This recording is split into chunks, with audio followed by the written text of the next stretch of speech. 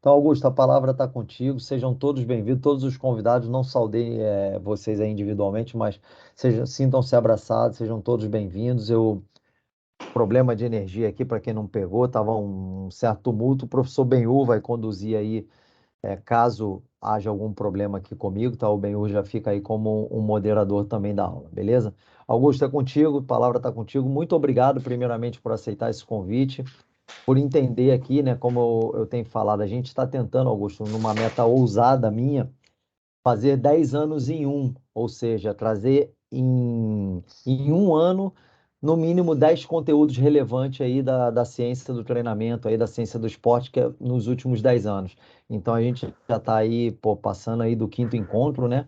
Então, e proporcionar isso de forma gratuita aos participantes desse grupo. Então, essa é a minha meta e agradeço aí você por estar participando e ter aceitado o nosso convite.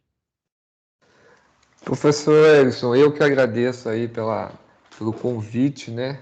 Agradeço todos que estão aí perdendo tempo aí, uma noite, né? Depois de um dia tão cansativo.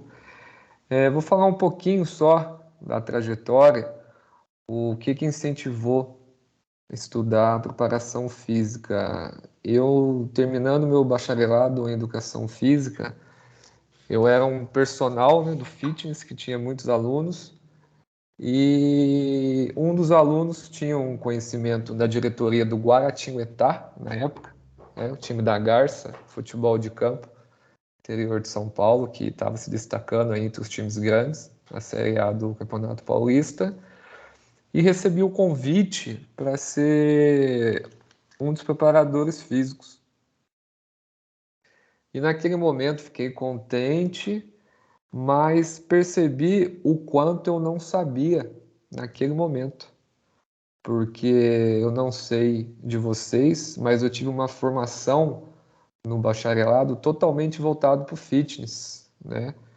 Tive poucas aulas voltadas para a prática da ciência do treinamento esportivo. Uma coisa é você ter aulas sobre ciência do treinamento esportivo, outra coisa é você ter aulas direcionadas para a prática da ciência do treinamento esportivo.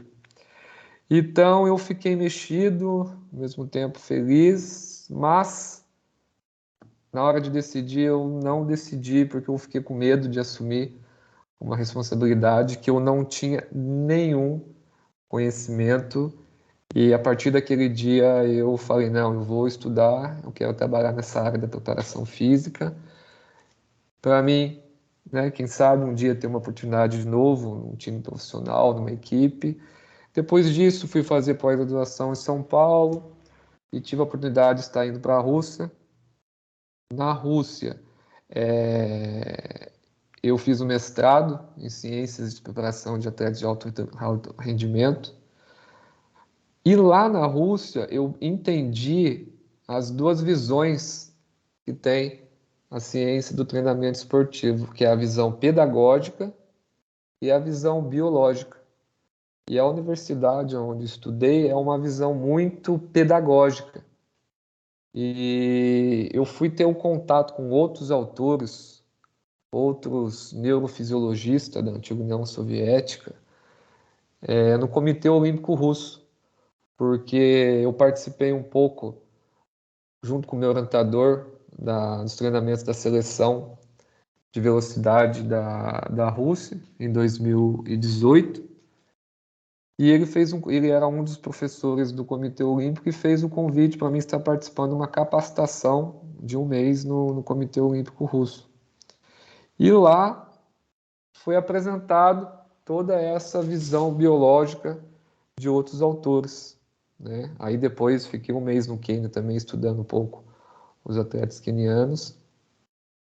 E foi no Comitê Olímpico Russo que eu comecei a abrir a minha cabeça, assim, de entender mais das visões, que todas as visões têm os seus lugares, né? Por exemplo, na minha formação, no meu mestrado na Rússia, eu nunca ouvi falar do PhD Anatoly Bondarchuk. E lá no Comitê Olímpico Russo, ele era tratado como rei. E eu comecei a estudar né? Comecei a querer saber mais depois que eu vi a vida, né? A história do PhD Anatoly Pavlov Bondarev, que ele é um ucraniano que já foi campeão olímpico, recordista mundial no lançamento de martelo, e todos os atletas que ele treinou, que ele preparou, se tornaram campeões, né? Muitos deles campeões mundiais, campeões olímpicos. Até então, um dos recordes mundiais até hoje que não foi batido foi de um atleta dele.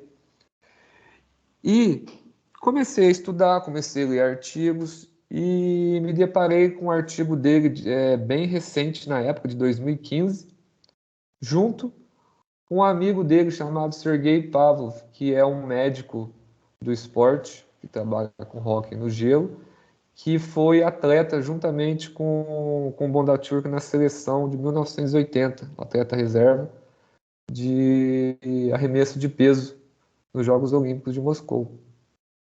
Eu, muito cara de pau, mandei um e-mail para ele, mandei uma, duas, na terceira vez ele me respondeu, começamos a conversar, porque a primeiro momento eu queria o contato do Bondarchuk para saber mais dos trabalhos dele, né? Saber mais da vida dele, o que ele fazia naquele momento. De primeiro momento, o Sergei Pavlov, amigo dele, não passou o contato. Comecei a conversar, criei uma amizade com o Sergei Pavlov, fizemos 2 mentorias online, que veio a pandemia. Acho que o Marcos Costa, que está aqui presente, participou de uma delas. E depois disso, publicamos um livro no Brasil e comecei a ter o contato com o PhD Anatoly Bondarchuk, que hoje tem 82 anos e mora no Canadá e presta consultoria lá para a seleção do Canadá no atletismo. E eu comecei a estudar a transferência no treinamento. Comecei, né, através do Bondarchuk, que ele estudou mais de 30, 40 anos esse tema, um tema tão complexo que é a transferência do treinamento, é você preparar o seu atleta de todos os estímulos que ele tem e transferir para aquela habilidade que ele precisa em toda a sua maestria. Então, existem 3 tipos de transferência: a transferência positiva do treinamento, a transferência negativa e a transferência neutra do treinamento. A transferência positiva do treinamento prevê apenas os efeitos positivos de alguns exercícios em outros, significando o aumento da performance. A transferência negativa já são observadas as interações negativas entre os exercícios aplicados. E a transferência neutra é quando não existe o aumento e também a diminuição referente aos meios aplicados, referente à performance. E aqui nós temos 2 paradoxos. O primeiro é quando a gente fala sobre um grupo de atletas iniciantes, um grupo de atletas jovens, né? Já falei 2 grupos. Primeiro grupo, um grupo de atletas iniciantes. Segundo grupo, um grupo de atletas jovens. E o terceiro grupo, um grupo de atletas já de alto rendimento. O primeiro grupo, os atletas iniciantes, tudo que você passa para eles pode gerar, né, uma escala de 0 a 100%, de 80% uma transferência positiva. O segundo grupo de atletas são os atletas jovens, ali em torno de 0 a 100%, em torno de 50% a 60%. Você pode até errar nos estímulos que vai gerar uma transferência. Mas a cada ano de treinamento, quanto mais um atleta já é formado, quando já se torna um atleta de alto rendimento, a transferência do treinamento ela fica mais complexa. Por quê? Porque o atleta ele precisa ter os estímulos voltados para o que ele realmente necessita, né? Então, a transferência do treinamento ela se tornou um dos problemas centrais na teoria, na prática do treinamento desportivo. E nós temos 3 tipos, né? 3 visões da transferência do treinamento. A primeira é a visão específica do treinamento, né, toda esse estudo da transferência, o Bondarchuk, ele se baseou em neurofisiologista, ele se baseou em Tordink, ele se baseou em Ivan Petrovich Pavlov, ele se baseou em Peter Anokhin. O porquê que ele baseou nesses atletas, nesses neurofisiologistas? Porque na década de 60 e 70, quando ele já era atleta e quando ele já estava fazendo o seu PhD, ele treinava de forma totalmente específica. Ele falava para mim assim: Augusto, eu tinha que responder nos meus exames, nas minhas provas do PhD, tudo que estava no livro, mas eu treinava tudo ao contrário. Eu treinava de forma mais específica. E quando eu via amigos talentosos perdendo muito tempo, agachando com muito peso, se preocupando com muito peso, e eu não. Eu, naquela época, eu já estava indo para uma outra vertente. Se preocupava mais com a técnica, com mais exercícios específicos e analisava o que isso estava gerando para o meu gesto técnico, para o meu ato motor competitivo, que no caso dele eram as provas de arremesso, falando propriamente dito, o lançamento de martelo. Então, a primeira visão da teoria da transferência do treinamento é a visão específica, que baseada em um dos fundadores, o Tordink, a chamada teoria dos elementos idênticos. Segundo essa teoria, a transferência do treinamento é observada quando existem elementos coincidentes, idênticos em 2 tipos de atividades. E sua ausência não conduz à transferência. Esse fenômeno é específico por natureza. Tudo isso que eu falei, eu vou dar o exemplo do primeiro slide. Você pode colocar para mim aí, professor? Bem, primeiro slide. Ok, por vamos favor. Compartilhar.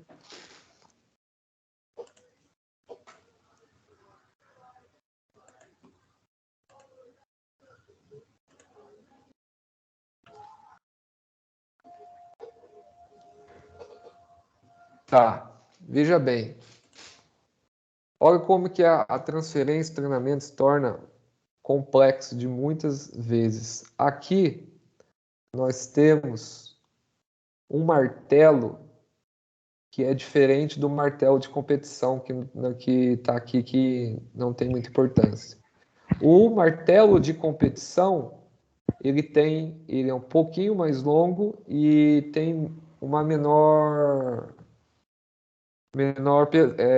pesagem, é 7,256 kg, enquanto esse martelo era de aproximadamente 14 quilos. O que era essa competição? Era uma competição regional que tinha que fazer lançamentos com esse martelo maior. Esse atleta, o nome dele é Alexei Malyukov, ele é um amigo do Anatoly Bondarchuk, lançador de martelo, e nessa época ele treinou e foi campeão regional nacional com esse martelo, que era uma competição que tinha na época diferente. Porém, quando ele retornou aos seus treinamentos e começou a lançar o martelo original, o martelo olímpico, né, de sua pesagem, toda a sua estrutura, ele reduziu as suas marcas, né? Veja bem, o mesmo movimento para uma mesma modalidade, porém mudou o quilograma, né? E a biodinâmica para fazer esse lançamento. Já descaracterizou 100% para o sistema nervoso central e após 2 anos que esse atleta voltou a ter marcas satisfatórias no martelo de 7 quilos e 256 gramas, que é o martelo ideal. O que vocês podem chegar à conclusão disso? Porque para o corpo, para o nosso sistema nervoso central, nós temos ali no cérebro, o córtex cerebral, o nosso catálogo de movimentos. Então, criam associações nervosas de estímulos que nós estamos toda hora captando do meio externo e reproduzindo. Porém, às vezes o que nós pensamos que nós estamos gerando efeitos positivos para o treinamento, na verdade, são efeitos negativos que não nos traz uma transferência do treinamento. Alguma pergunta até aí, pessoal?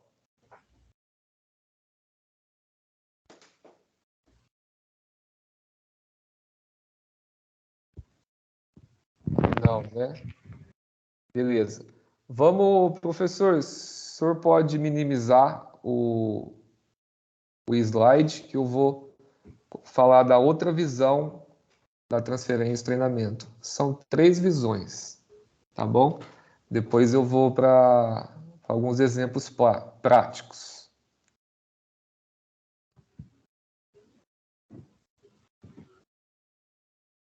Nós temos também a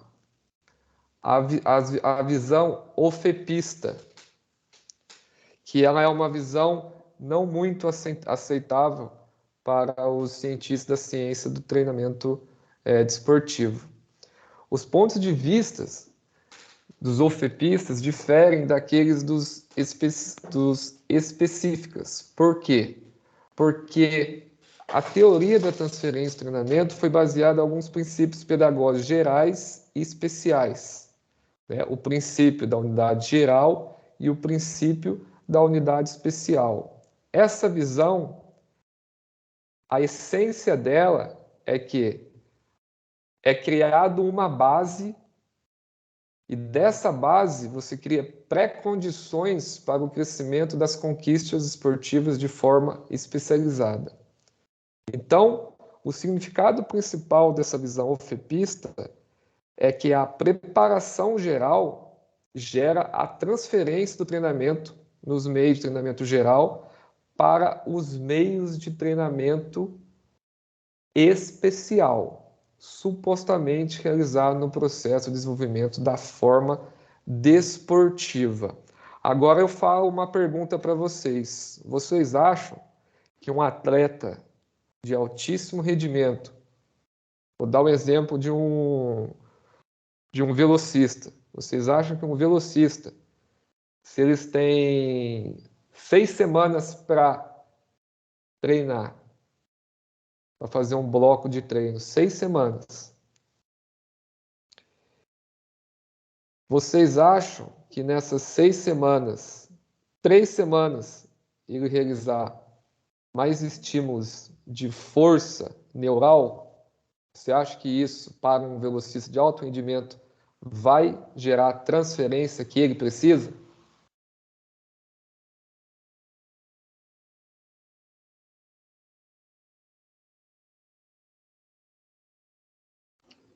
Acredito que não. Oh, desculpa, pode falar. Não, acredito que não.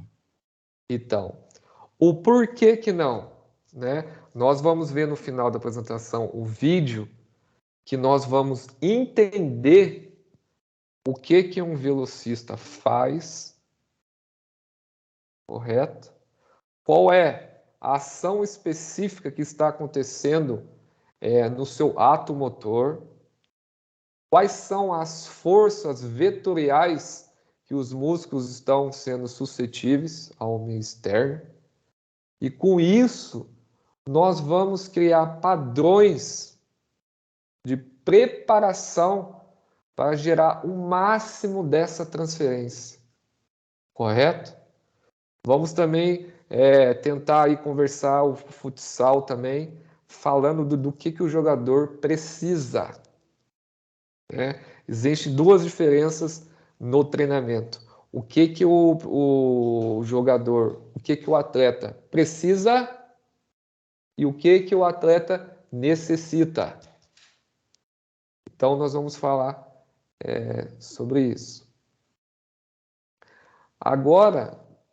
Professor Augusto, só um minuto. O professor João Carlos Romano havia levantado a mão. Professor João Carlos, por favor. Não, foi sem querer, o Benhur. Pode seguir, professor, desculpa. Clicou Ah, aqui. legal. O professor Ferguson, você vai me falando aí se tiver pergunta aí no chat, se alguém levantar a mão, porque eu botei uns tópicos aqui, fico falando, aí eu nem tô olhando aqui, senão eu me Tá. perco, tá? Eu sou Não, bem... beleza. E se passar Fica um pouco tranquilo. se passar um pouco do horário também, não tem problema não, né? Não. Muito pelo contrário. Seremos agraciados aí com tanto conhecimento. Fica bem tranquilo, tá? Normalmente, quando tem, como foi o caso ali, alguém levantou a mão, e a gente sempre deixa à vontade quem quiser, em dado momento aí, fazer alguma pergunta, pessoal, usa o chat ou levanta a mão que a gente interrompe. Vou aproveitar a oportunidade para não perder quem não me conhece. Você não me conhece, Augusto.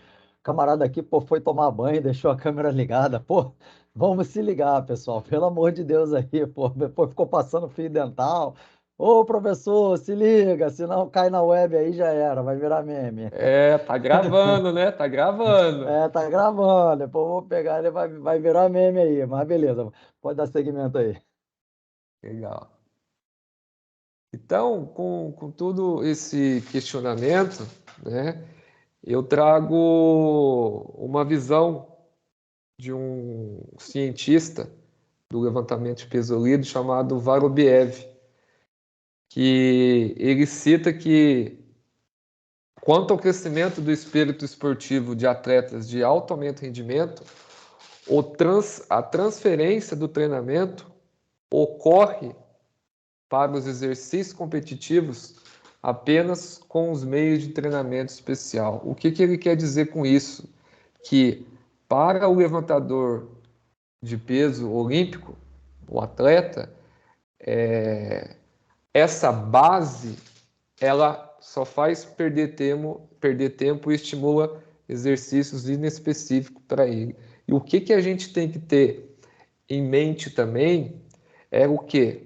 Existe um tratado, né, da ciência do treinamento esportivo, existem os princípios da ciência do treinamento desportivo, mas na hora da gente planejar e na hora da gente periodizar, na hora da gente preparar o atleta, nós temos que saber, primeiro, qual o grupo, né, qual o nível que esses atletas se encontram, e segundo, qual a modalidade esportiva.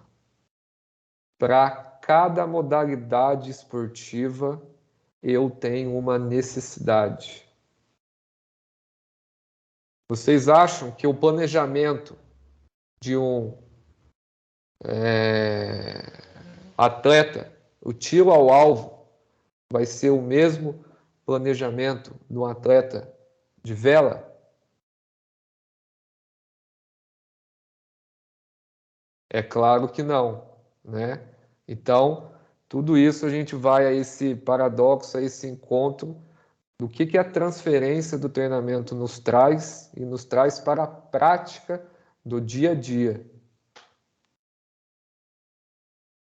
Agora nós vamos falar sobre a última visão, que é a visão holística, sobre a teoria da transferência do treinamento, que é a visão, né, integrada, que o corpo ele funciona de forma integrada e de forma holística. Nós nunca paramos o corpo e falamos para ele: agora é força, agora é velocidade, agora é resistência, agora é flexibilidade. Não. Tudo está de forma integrada, porém as suas demandas, né, de estímulos que geram aquela atividade em si. Então, o organismo é um todo e qualquer influência externa ou interna afeta um grau ou outro de todos os seus sistemas. Segue-se que o desenvolvimento de algumas capacidades não pode ocorrer isoladamente de outras.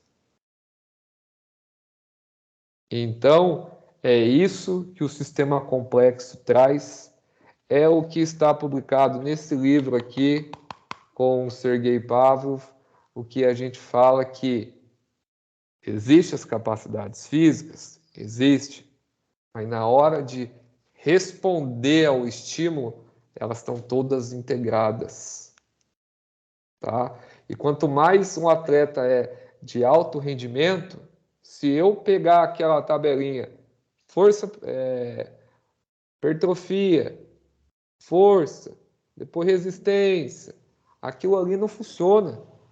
Aquilo ali, para o atleta de altíssimo rendimento, ele vai perder tempo. Ele vai perder tempo do quê? Tempo de entrar no seu estado da forma desportiva. Treino de atingir os seus os ápices de performance.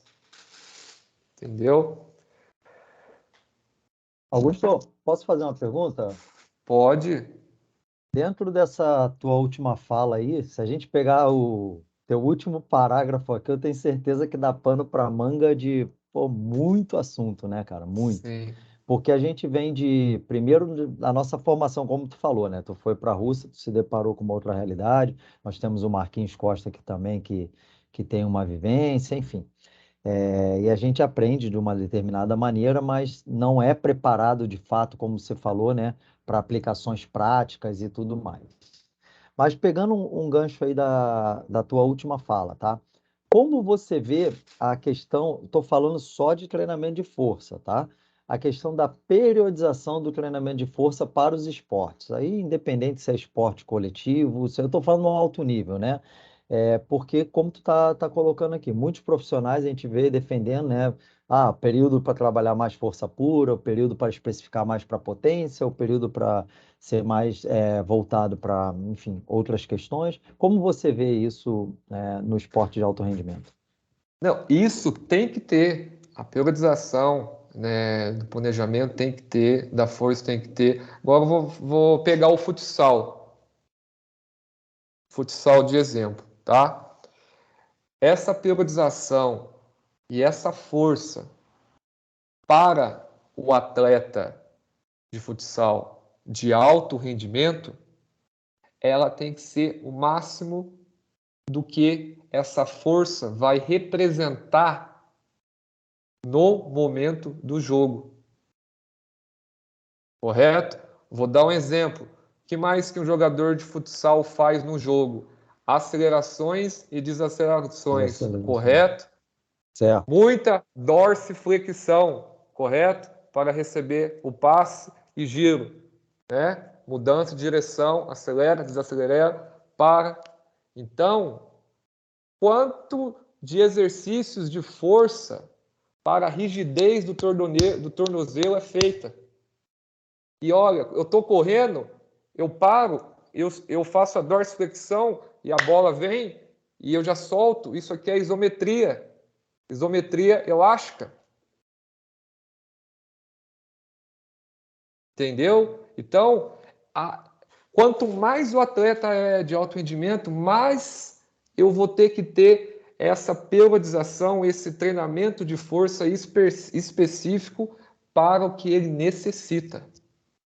Entendeu? Para o que ele necessita. Muitas das vezes, então eu não vou poder fazer treino neural? Pode, mas você tem que analisar quanto desse tempo de treino neural você está fazendo e o tanto está interferindo positivamente ou negativamente.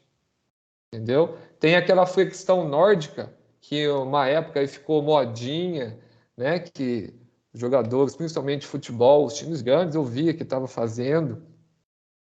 Mas aquilo ali, você analisar a ação muscular que está ocorrendo na flexão nórdica, é uma ação excêntrica e o quanto demora para essa musculatura estar recuperando se eu tenho que jogar no outro dia. Entendeu? Então, tem que pensar, é importante, mas essa força específica para a modalidade que o atleta necessita. Essa é a minha visão, eu posso estar errado, entendeu? Mas eu penso dessa forma. Não, não é uma questão de certo e errado, é uma questão de troca de ideias mesmo, né? O que eu vejo, falando no todo do futsal, né? Vamos falar de modalidades coletivas, até de um modo geral, de esportes de invasão, que as características se assemelham muito, né? Eu vejo que a gente tem que treinar força objetivando gerar potência. Esse é o grande lance, porque é o que a gente mais necessita na modalidade. E quando falo em potência, potência justamente para essas acelerações e desacelerações, para as mudanças de direção, que são muito bruscas e intensas, né? Falando já mais específico do futsal, elas ocorrem, né, em espaços muito curtos, né? Normalmente aí de 0 a 5, 0 a 10 metros, e com intensidade muito elevada, né? E gerando, obviamente, essa capacidade da gente reproduzir esses estímulos de forma repetida, né? Sem que o atleta sinta uma defasagem aí, não só na questão física, mas nas questões técnico-táticas também. Não comprometa em marcação, ele não comprometa quando chega no ataque, ele chegue lúcido inteiro para poder finalizar uma bola ou efetuar um drible, enfim. Então eu vejo dessa maneira, né? Mas já pensei diferente, anos atrás, na forma de trabalhar. Já pensei em muitas vezes dar mais ênfase para a questão do aumento de força por si só, ou da própria hipertrofia, né? E hoje eu entendo, né? Também não sei se eu estou totalmente certo, que a gente precisa focar mais nesse aspecto que eu comentei. Sim, tudo isso é focado, né, no que o jogador, por exemplo, de futsal, ele necessita. Ele necessita de acelerações, desacelerações, mudança de direção. Com isso, ele vai ter potência. Mas, como é treinado essa potência? Vou dar um exemplo. Quantos saltos um jogador de futsal faz no jogo? Praticamente nenhum, exceto o goleiro, O jogador de linha, praticamente nenhum, praticamente nenhum. tá? Raros momentos aí que Agora, vai subir para cabecear uma bola, vai. exatamente. Agora, o porquê e para que fazer salto contra movimentos? Que eu deixo o meu atleta mais lento, salto movimento, eu subo na caixa, aterrizo e salto de novo. Se eu tenho que ter esse... Vocês estão conseguindo ver minha mão aqui? Sim, sim. Se eu tenho que ter isso aqui rápido, ó. Pisou, recebeu a bola, saiu. Aí no contramovimento eu estou aqui em cima do banco, eu aterrizo e tá entendendo? Porque quando eu aterrizo, eu perco um pouquinho de tempo aqui, eu vou, não tem esse mecanismo. Aí eu tenho que gerar mecanismos específicos para o que ele vai utilizar no jogo. Entendeu? Potência para o futsal, para mim, é primordial. Mas aí a gente tem que pensar como a gente está treinando essa potência para o que ele necessita. Entendeu? Até Até então. nessa questão que tu tocou agora, né? E obviamente eu me alongo um pouco aqui, porque o público, a grande maioria que é do futsal, barra futebol aí, né? Se a gente pensar em vetores de força, né? Vetores são mais, a gente desenvolve muito mais força horizontal, né? Então, hoje eu vejo, não só eu, como muitos colegas também mudaram um pouco essa questão. Eu ainda continuo, eu estou falando eu particularmente, tá? Continuo usando saltos verticais, muito menos do que eu utilizava antes, mas principalmente isso, altura de caixa para mim, até por uma questão de histórico, né? A gente sempre teve muito problema que de base a gente não tem uma formação, nossos atletas não são habituados, né? Principalmente se a gente pegar ali no que Verkhoshansky preconiza, por exemplo, né? Para força pura, para aumento de força explosiva, a gente não tem história prévia disso, Não, mas aquilo ali, se seguir a risca, é loucura. exatamente, até porque se fala em 1,10 m ali, pô, chega a alturas ali bem absurdas. Mas a gente vê, nota, não sou eu como muitos colegas, utilizando muito de hops, de bounds, né? De movimentos mais horizontais ou de saltos verticais, porém mais curtos e com tempo de contato com o solo muito menores, né? Exatamente. tá trabalhando dentro dessa ideia que tu tá falando, né? Ou seja, até o Felipe deu uma aula aqui, o Felipe Rabelo, falando de capacidade multidirecional, ele falava muito sobre isso, né? Sobre essa questão de usar esses componentes aí, né? E realmente faz muito sentido se a gente parar para analisar, né? Sim, exatamente. Esse é o caminho, é a gente entender, né, as forças atuantes ali que está acontecendo na modalidade, e por isso que eu falo, eu já trabalhei com futebol de base e corredores. E 2 semanas atrás apareceu um levantador de peso olímpico lá de São Paulo, querendo que eu treinasse. Eu falei, não vou. Não vou porque não é a minha área. Eu tenho que saber bem. Eu tenho que saber bem da minha modalidade. Entendeu? Aquele que faz tudo, na verdade, não faz nada. Entendeu? Então a gente tem que ter isso, né? Isso eu acho, na minha opinião, a humildade, que eu sou humilde de falar que eu não vou preparar todas as modalidades, mas algumas assim que eu tenho mais afinco, que nem o futebol, propriamente o futsal também, corredores, eu tenho mais propriedade, até os velocistas eu fiz o trabalho com o meu orientador na Rússia, eu vou poder falar mais propriedade. Então, é isso que falta um pouco dos treinadores, de ter essa visão, de enxergar mais, que nem você falou aí, do vetor vertical, você tenta reduzir o tempo no solo. É isso que precisa, é isso, o salão, né? As mudanças de direções, o componente técnico e tático mas é muito importante. Só vou trazer um dado para vocês do Campeonato Brasileiro da Série A. O time que menos lesionou no Brasileiro de Futebol foi o time que estava lá embaixo, que é o Atlético Goianiense. O Atlético Goianiense no Campeonato Brasileiro teve, eu acho que, 6 lesões só. Porém, o componente técnico e tático deles não fez a junção do físico ótimo que estava. Para você lesionar 6 vezes, é porque o físico estava ótimo. Porém, os componentes técnicos e táticos, né, ficaram a desejar. Vou só aproveitar aqui que o professor Gleudson tinha levantado a mão ali, quer fazer uma pergunta. Vai lá, Gleudson, aí depois a gente deixa o Augusto concluir e Certo. fazemos mais uma rodada de perguntas, com certeza. Tá bom, boa noite a todos. Prazer estar aqui com vocês. Não, só colocar duas situações. 2013 e 2014, eu fui trabalhar no Tyumen da Rússia, também ali na Sibéria, e tive a parceria, a consultoria com o professor João Romano. Aproveitar a oportunidade para agradecer e saudá-lo. E a primeira pergunta que os atletas russos colocaram é: quando vamos correr na neve? E a gente, pela ótica nossa, lógico que a gente busca não colocar essa situação, né? Por preservação de atletas, tudo isso, e por realidade do jogo. Outra situação também, morando na Irlanda, trabalhando com a seleção irlandesa, no curso FAB de futebol de campo, eles mostram bem claro a situação da dificuldade que o Vanderlei Luxemburgo teve em implantar seu trabalho lá no clube.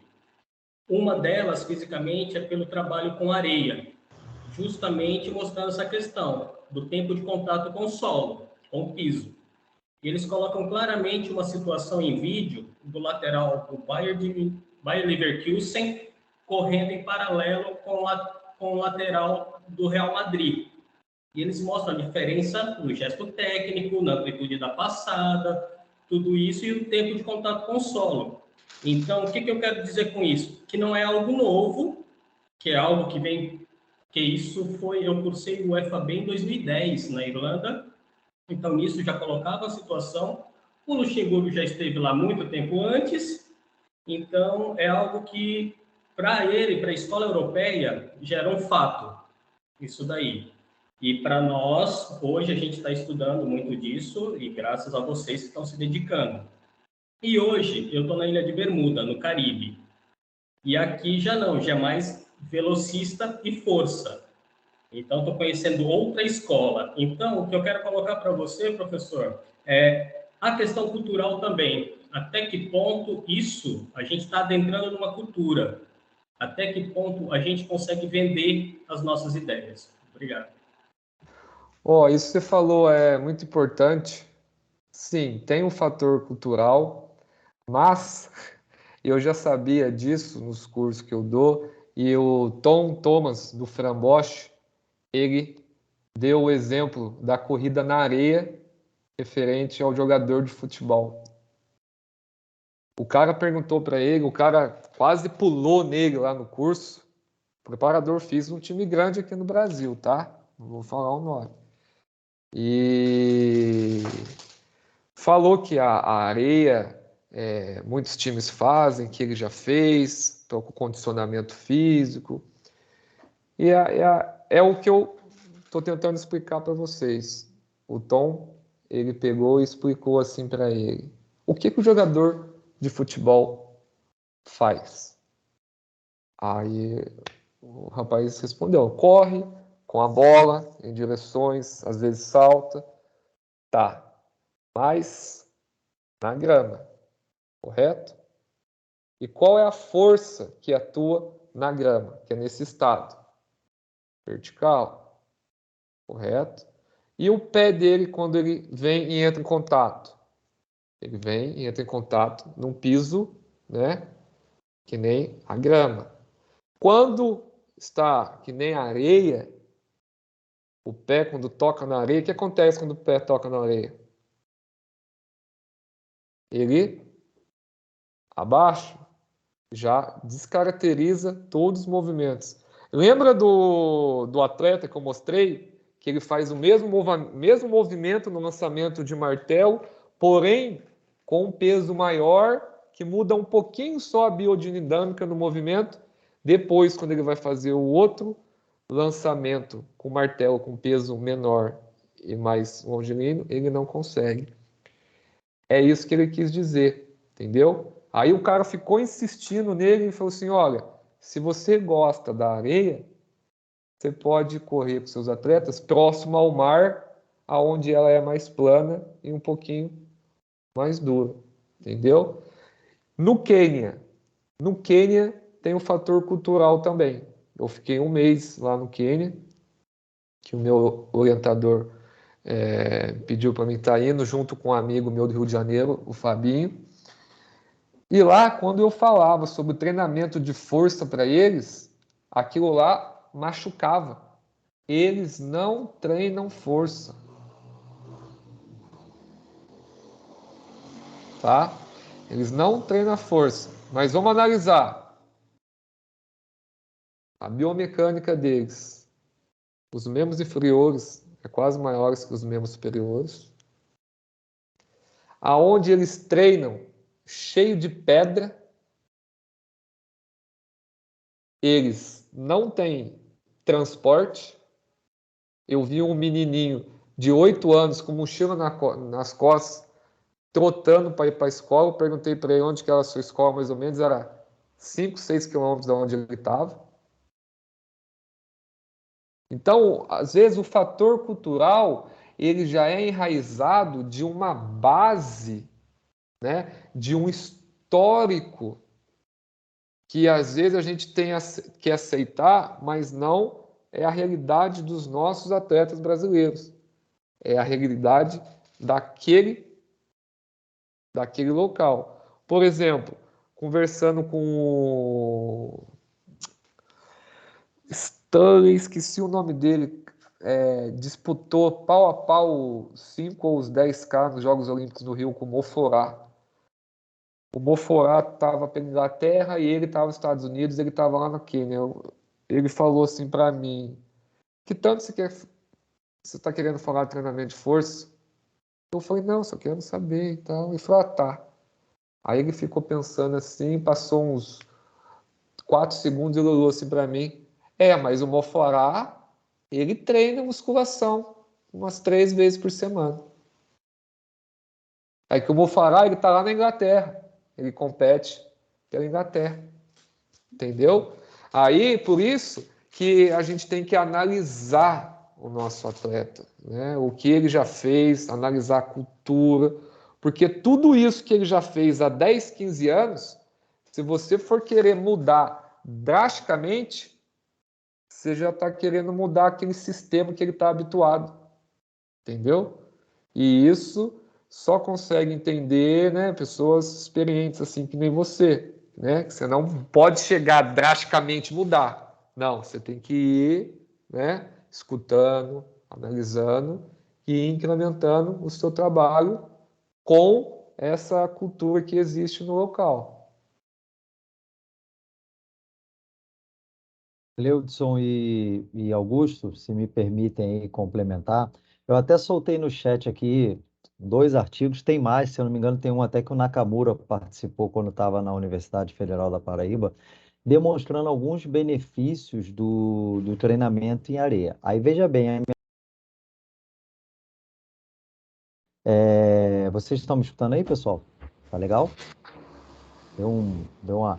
O que eu vejo muito aqui, às vezes, assim, bate-se muito na questão das equipes de futebol e futsal que usam do expediente da caixa de areia, na questão da especificidade. O que eu percebo é que muitas vezes, numa temporada, às vezes é utilizado, não sei, 3, 4 sessões, uma temporada inteira.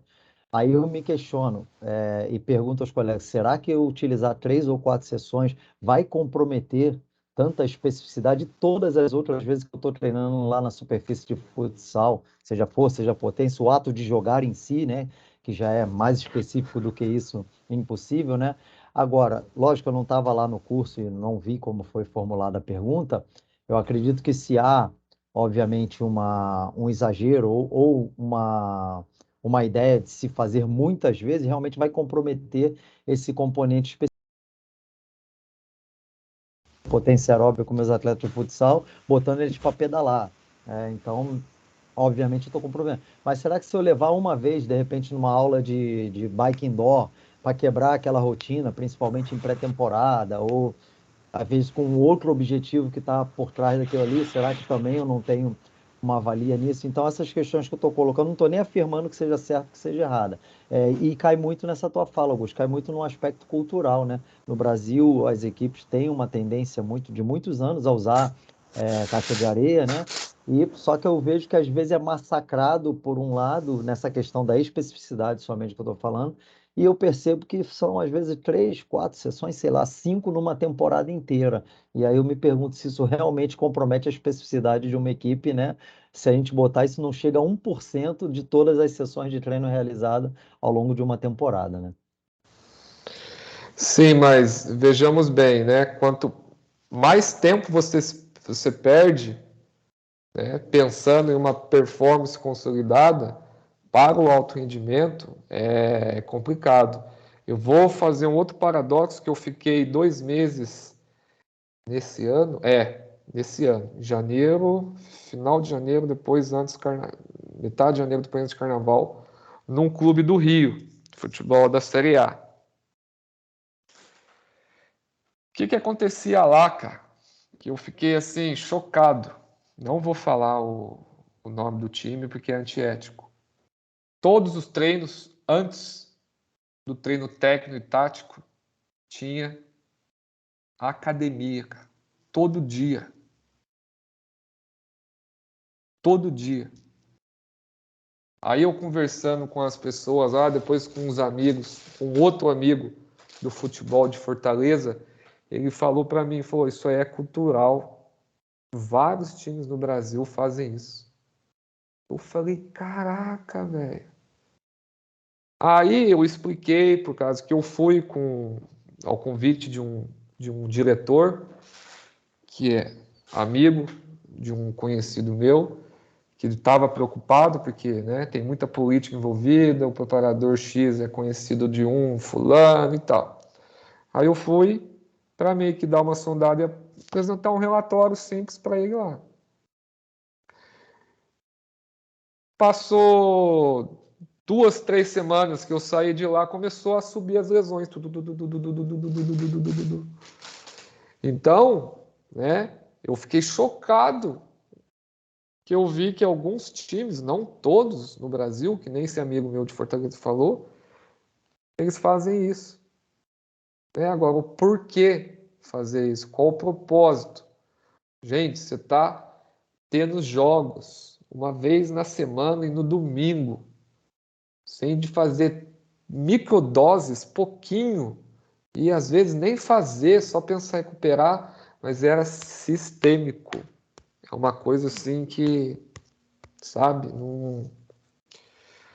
não entra na minha cabeça e com certeza isso atrapalha. O que eu quero dizer para você, Renzo, se tem um objetivo dessas 2, 3 semanas de fazer um fortalecimento, está voltando de lesão, até vai.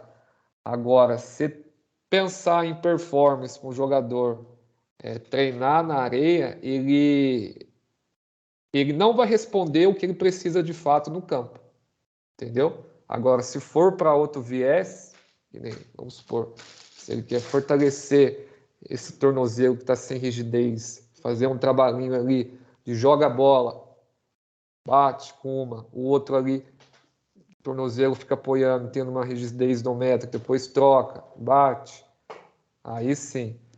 Pior, principalmente, são os saltos na areia, porque você perde o tempo de contato. Você não quer ficar com o seu pé, ficar muito tempo lá embaixo. A necessidade que você quer é aqui, ó. É isso aqui, ó. Entendeu? É o solo e sair. Você não quer ficar lá embaixo. Opa, lá embaixo. Opa. Entendeu? Não, correto. Desculpa aí o jeito que eu explico, é porque não tem. Não. Tem. É o improviso do ao vivo. Guido, eu te pedi para dar uma seguradinha na pergunta aí, deixar o professor dar uma concluída ali no raciocínio dele, até porque a gente já interrompeu bastante, eu inclusive, e aí no final a gente volta para uma nova rodada aí de perguntas. Beleza? Conclui aí o que tu estava colocando para a gente, Augusto. Tu tinha falado aí das questões, dos tipos de transferência e tudo. Não sei se tu queria colocar algo mais ou se já tinha concluído de fato. Tá, vamos dar uma concluída aqui. Aqui, ó, voltando para a visão dos holísticos, né? A visão integrada que leva à transferência no treinamento. Que é impossível discordar de tal conclusão dos holísticos, porque nesse estudo em particular, os tipos de reações inespecíficas dos sistemas corporais, tais eles neuromuscular, respiratório, cardiovascular e outros sistemas, pelos quais influencia o desenvolvimento de certas capacidades físicas de atletas de alto rendimento, nos geram as propriedades polifuncionais de certos exercícios, que causam uma semelhança no ato motor competitivo.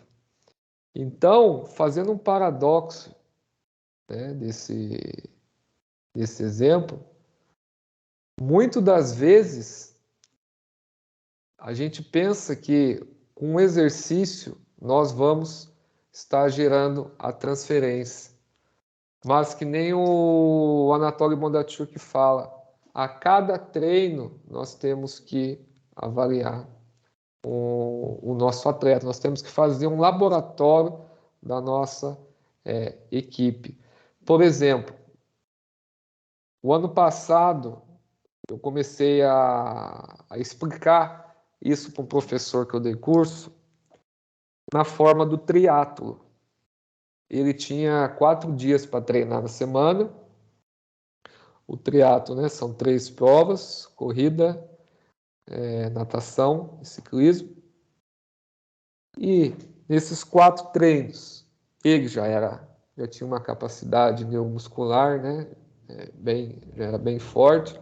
Então, nós fazíamos 2 modalidades cada dia, né, 2 modalidades na segunda, 2 modalidades na terça, quarta off, 2 modalidades na quinta e no sábado eu diminuía o volume, né, que era a prova de triatlo, sim, e eu fazia um treino que ia fazer a sequência como se fosse de um triatlo com um volume reduzido. Toda semana tinha esse treino, que era no sábado, às vezes no domingo. Quando foi chegando o próximo triatlo dele, eu botei no domingo, que era de manhã, que era a competição exata que ia ser. Então, com esse treino, que era o 4º treino da semana, e tinha os outros 3, eu analisava tudo que eu estava realizando nos treinos anteriores. Era o meu teste, né? Mas era o teste semanal em volta do ato motor competitivo, em volta do que eu precisava, do que eu necessitava para atingir os tempos dele para completar o triatlo. Vamos lá agora para o slide, professor Ben. O senhor me ajuda, por favor? Ok, estou compartilhando.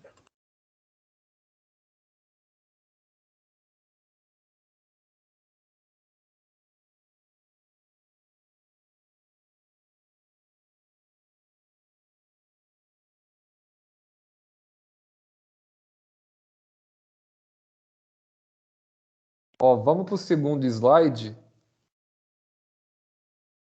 Isso. Pessoal, vamos olhar, tá? Vamos olhar bem os exercícios. Diante de tudo que eu falei, qual exercício destes que nós estamos vendo que consegue realizar uma transferência máxima, uma transferência positiva para o velocista? Só que vocês vão me responder após o vídeo que eu vou mostrar aqui. Aí o nosso amigo que trabalha na Rússia, isso aqui foi uma tradução perfeita, hein? Dá uma olhada nesse vídeo aí.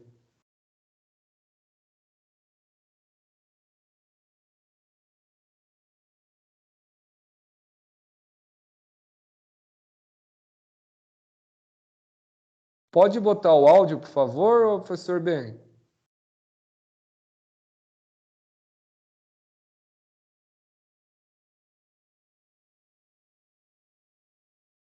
Só um segundo.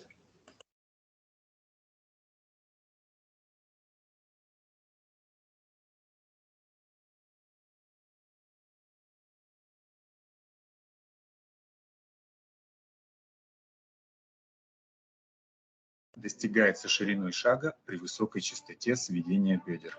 Но когда увеличивается длина шага, то падает частота. И наоборот. Для того, чтобы достигнуть максимальной ширины шагов при высокой частоте, ноги спринтера должны встречать дорожку с большой вертикальной силой, затрачивая минимальное время на опоре. Если нога ставится на дорожку достаточно жестко, то скорость маха увеличивается под действием инерции, а время опоры сокращается. Жесткость ноги – это способность выдерживать высокую вертикальную нагрузку, сопротивляясь сгибанию. Жесткость и упругость ног при воздействии вертикальной нагрузки определяет время опоры. Короткое время опоры отличает быстрейших спринтеров от всех остальных.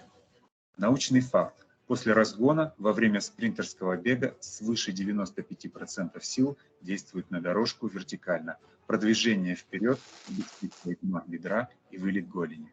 Чтобы подтвердить этот факт, обратимся к помощи животных. Самая быстрая собака в мире способна с места развить скорость свыше 40 км в час за пару шагов. Она буквально рвет землю со старта, выбрасывая клочья назад. Очевиден горизонтальный характер приложения сил.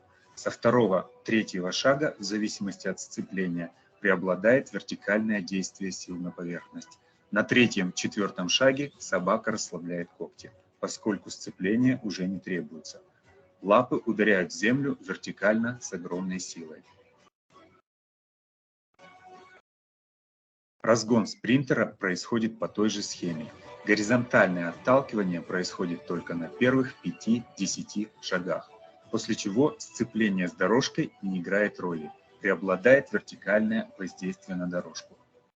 Рассматривая бег гепарда, собаки или человека, по всплеску песка от удара ног, Olha a força vertical, pessoal. вертикальное направление На сил, арене. действующих на поверхность.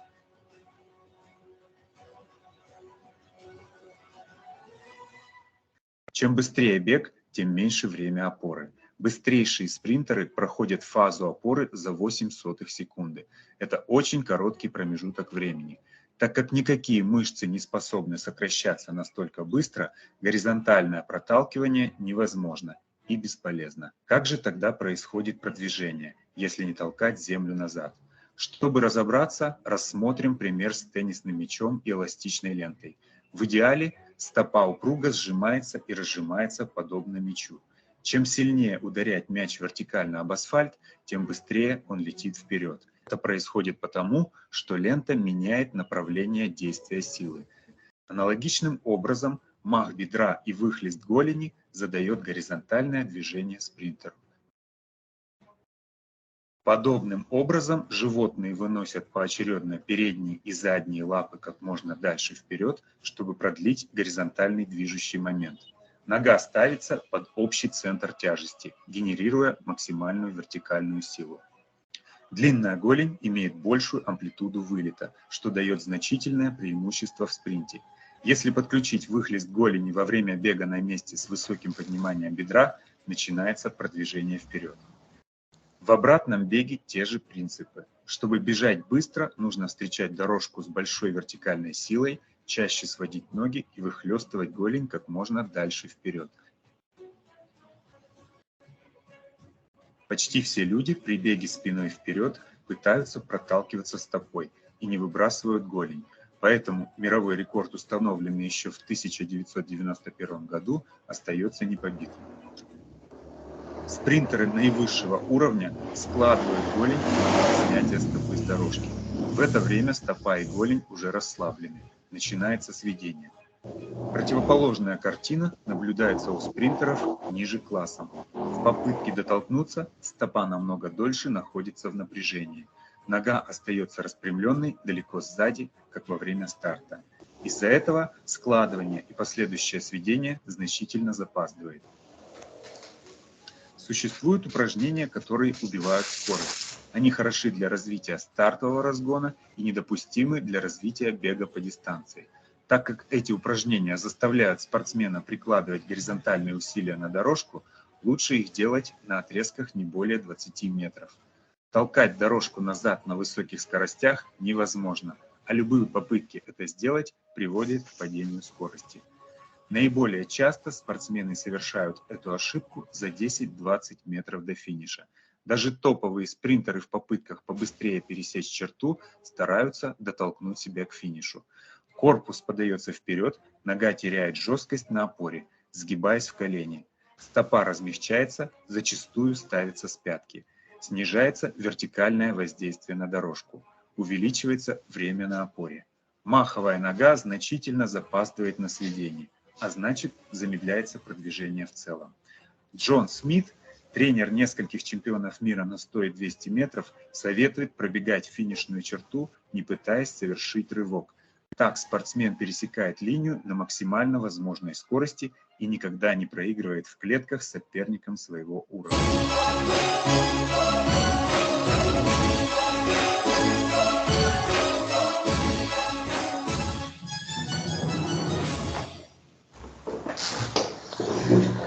Agora vamos voltar naquele slide. Professor Ben, por favor. Professor Ben, depois você pode mandar esse vídeo, esse material para todo mundo que esteve hoje presente aqui, hein?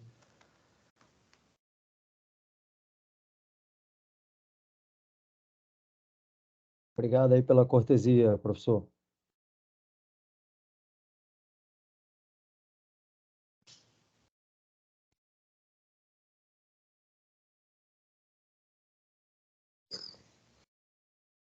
E o nosso amigo que mora em Moscou já fala russo fluente? Ah, e tem que ver se o Vinho tá por aí também ou se ele não foi dormir, né? É, porque é 6 horas a mais, rapaz. Tá tarde lá já, viu?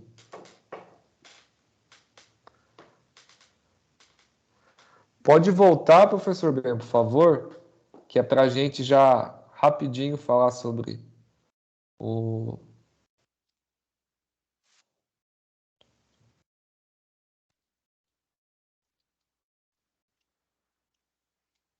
Se eu volto, vai rodar o vídeo de novo. Pelo slide. É isso?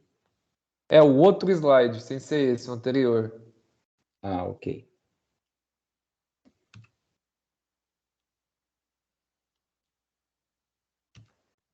Isso. Pessoal, mais uma vez essa pergunta. Vocês acham, depois de tudo que foi analisado no vídeo, que um velocista precisa? Você acha que algum desses exercícios geram a transferência positiva? Eu não estou falando que esses exercícios o velocista não precisa fazer, mas quando nós estamos falando de uma transferência positiva para o velocista, o que vocês acham?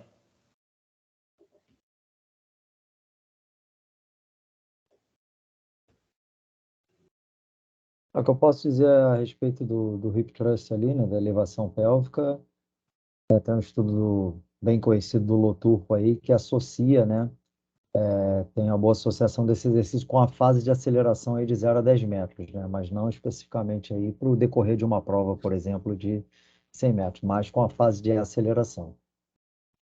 Sim.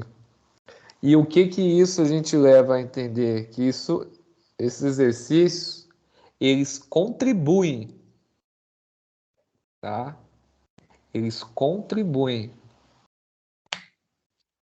Mas, para gerar, veja bem, aqui, ó, o hip thrust, que nem você falou, nós estamos com os dois pés no solo, a gente não tem essa ação máxima de força vertical que a gente viu no vídeo, entendeu? Ele tem só esse padrão da aceleração aí, que você falou, que ele vai contribuir só nesse aspecto. Por isso que nós temos que criar grupo de exercícios, nós temos que ver ali como que está a rigidez do meu tornozelo, entendeu? Porque um velocista, ele aplica muita força no solo, muita força. Então, nós temos que criar subsistemas, subblocos de exercícios para preparar esse tendão, para preparar o gastrocnêmio e o solo, fazer um sistema de exercício bottom-up, de baixo para cima.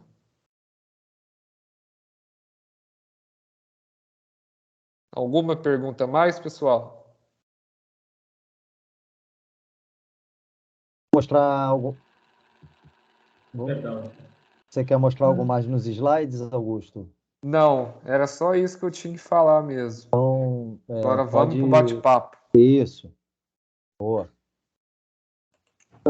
Pegando um gancho aí da tua última fala, o Gleudson também quer fazer mais uma pergunta. Tem também o Guido, que tinha ficado na fila ali. Isso acho que é bem interessante, né? A gente sabe que a literatura descreve isso já há muitos anos, né, Augusto? Por exemplo, se eu quero treinar sprint máximo, princípio da especificidade. Se eu quero melhorar sprint máximo, treino sprint máximo. Se eu quero melhorar aceleração curta, eu treino aceleração curta, né?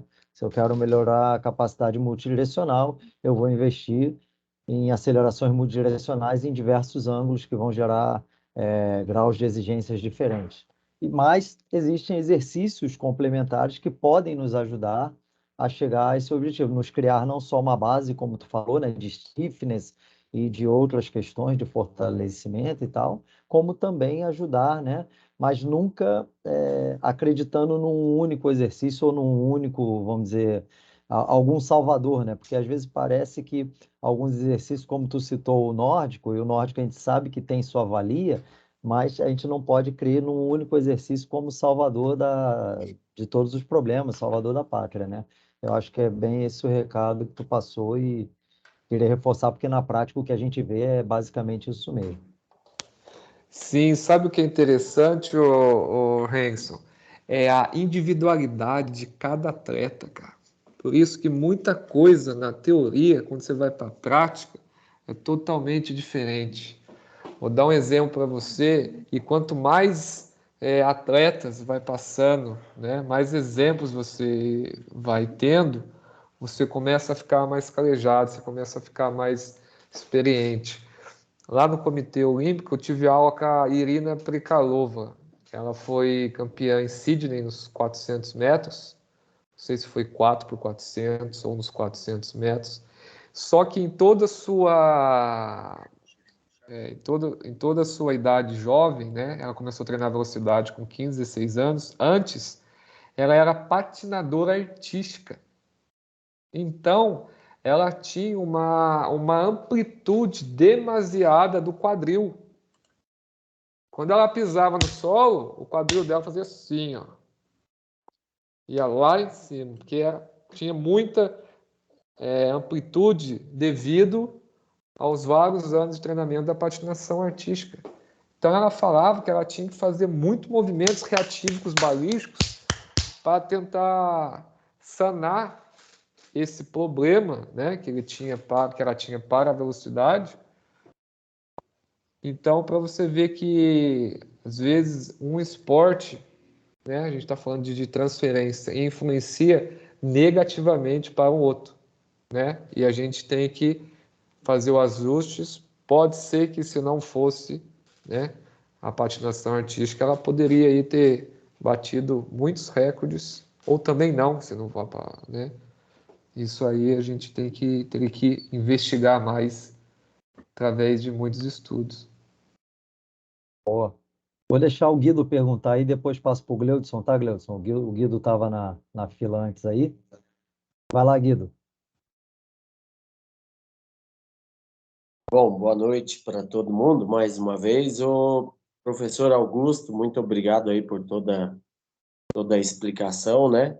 Eu não sei se o senhor é aqui de Guaratinguetá mesmo, mas eu também sou aqui da região e me formei aqui na Unital, em Taubaté. Então a gente está vizinho, pô. Eu sou de Lorena.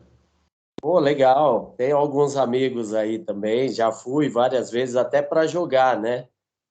E uma coisa que o senhor falou foi sobre a especificidade, né?